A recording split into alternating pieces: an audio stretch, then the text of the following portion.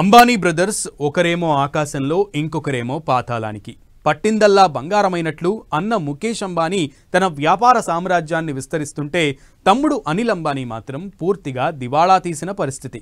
ఒకప్పుడు టెలికాం మార్కెట్లో సంచలనంగా మారిన అనిల్ ఇప్పుడు మోసగాడిగా ముద్రపడిపోయారు. దేశంలోనే ప్రముఖ వ్యాపారవేత్తల్లో ఒకరిగా ఎదిగిన ఆయన ఇప్పుడు పేదవాడిగా మారిపోయారు. అప్పుల పేరుతో మోసాలు చేసే స్థాయికి పడిపోయారు. అసలేం జరిగింది?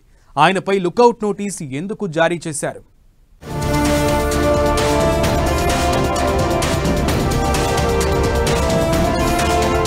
అన్న ఆకాశానికి, తమ్ముడేమో పాతాళానికి.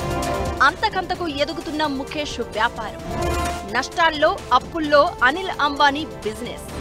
అప్పులు కట్టలేని స్థితిలో అనిల్ అంబానీపై లుకౌట్ నోటీసులు జారీ. అన్నదమ్ముల వ్యాపారంలో తేడా ఎందుకు? అనిల్ అంబానీ దివాళాకు కారణాలు ఏంటి?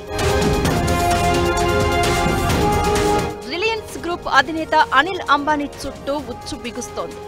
లోన్ ఫ్రాడ్ కేసుకు సంబంధించి ఆయన ఆఫీసుల్లో ఈ మధ్య ఈడీ సోదాలు చేసింది. కీలక డాక్యుమెంట్లు స్వాధీనం చేసుకుంది. విచారణకు రావాలని ఆదేశించింది. ఇప్పుడు ఆయనకు మరో బిగ్ షాక్ తగిలింది. దేశం విడిచి వెళ్లకుండా ఉండేందుకు లుకౌట్ నోటీసులు జారీ అయ్యాయి. దాదాపు 17,000 కోట్ల విలువైన రుణ మోసాలకు సంబంధించిన కేసులో అనిల్ అంబానీపై ఈ నోటీసులు జారీ అయ్యాయి. ఇప్పటికే ఈ కేసులో సమన్లు జారీ చేసిన ఈడీ ఆగస్టు 5న విచారణకు రావాల్సిందిగా ఆదేశించింది.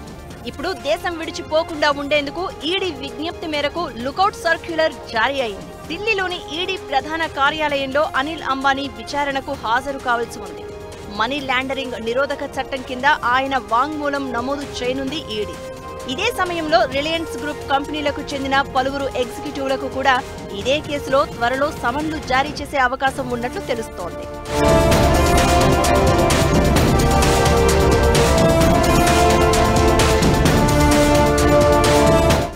ముంబై, ఢిల్లీలోని 35 ప్రాంతాల్లో రిలయన్స్ గ్రూప్కు చెందిన దాదాపు 50 కంపెనీలు, 25 మంది వ్యక్తులపై ఈడీ సోదాలు నిర్వహించింది.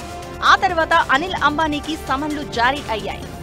జూలై 24 నుంచి 3 రోజులు ఈ తనిఖీలు జరగగా పలు కీలక దస్త్రాలు స్వాధీనం చేసుకున్నట్లు తెలిసింది.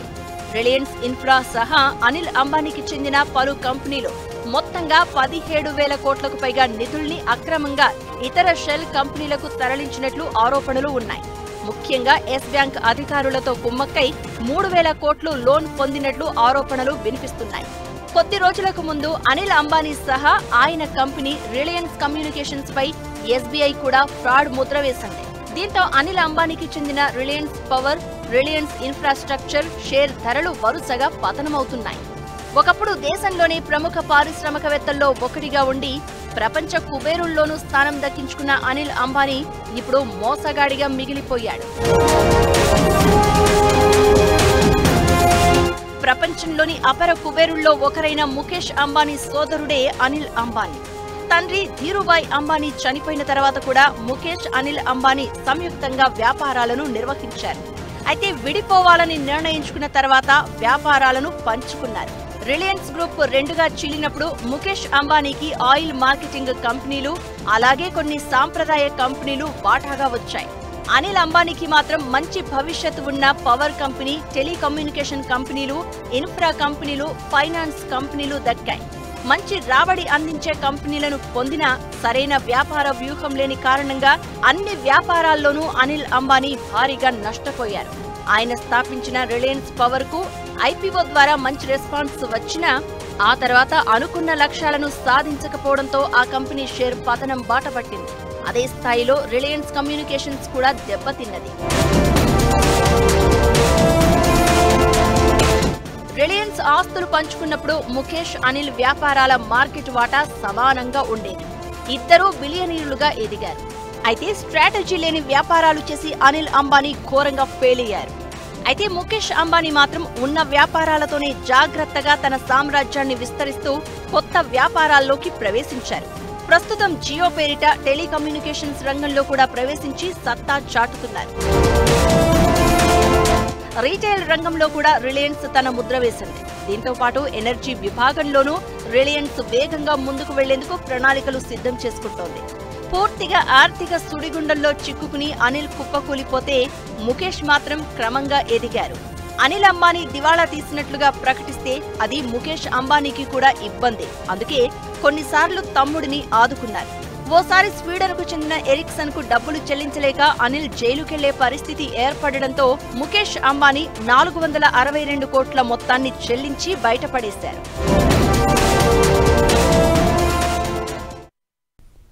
మంచి భవిష్యత్తు ఉన్న కంపెనీలు రాబడి రావడం ఖాయం.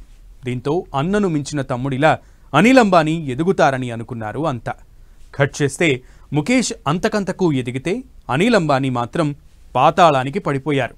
అంత మంచి కంపెనీలు చేతిలో ఉన్నా అనిల్ ఎందుకు నష్టాలు చూడాల్సి వచ్చింది? ఆయన పతనానికి అసలు కారణాలు ఏంటి?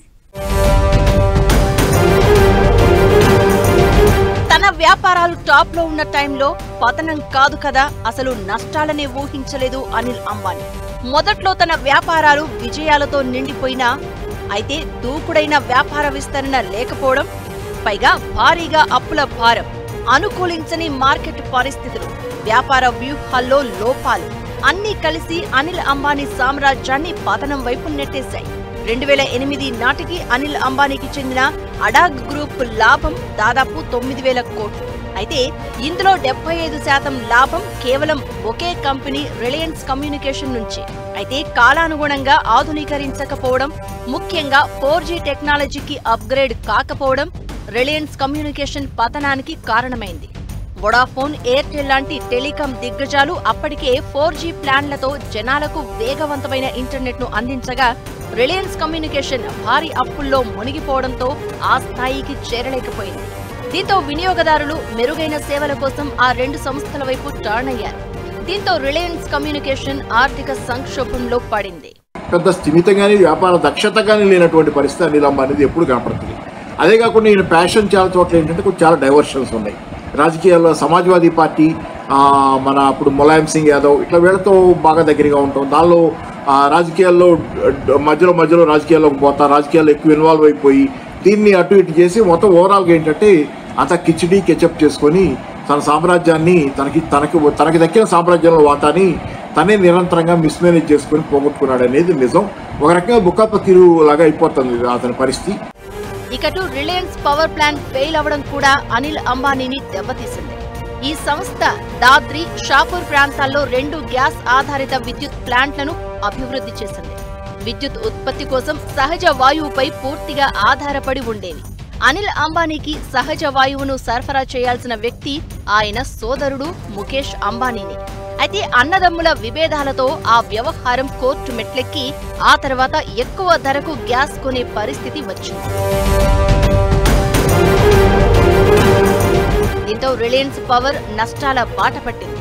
ఇక రక్షణ రంగంలో ఎంట్రీ కూడా బెడిసికొట్టింది. 2015 నాటికి రిలయన్స్ క్యాపిటల్ మినహా అతని ఇతర కంపెనీలన్నీ మూతపడే దశలో ఉన్నాయి. పవర్, టెలికాం, ఎంటర్టైన్మెంట్, ఇన్ఫ్రాస్ట్రక్చర్ రంగాల్లో పెట్టిన భారీ పెట్టుబడులు అప్పులను మిగిల్చాయి. ఆ టైంలో అనిల్ అంబానీ నేతృత్వంలోని అనిల్ ధీరుభాయ్ అంబానీ గ్రూప్ సంస్థలు ఇప్పటికే 1,25,000 కోట్ల భారీ అప్పుల్లో కూరుకుపోయాయి. దాన్ని లెక్క చేయకుండా డిఫెన్స్ ప్రొడక్షన్ రంగంలోకి దిగి Pipavav defence and of sure engineering కంపెనీని 2,000 కోట్లకు కొనుగోలు చేసి రిలయన్స్ డిఫెన్స్ గా పేరు మార్చారు. అదే శాపమైంది. రక్షణ రంగంపై అనుభవం లేకపోవడంతో అప్పుల ఊబిలో కూరుకుపోయాడు. ఉద్యోగుల జీతాలు లాంటివే చెల్లించలేని స్థాయిలో అప్పుల భారం పెరిగింది. చివరకు రిలయన్స్ డిఫెన్స్ మూసివేయాల్సిన పరిస్థితి. ఇలా ప్రతి వ్యాపారం నష్టమే మిగిల్చడంతో వ్యాపార సామ్రాజ్యం పూర్తిగా కూలిపోయింది. అయితే అటు అన్న ముఖేష్ మాత్రం దినదినాభివృద్ధి అనే రేంజ్లో తన వ్యాపారాలను విస్తరించారు.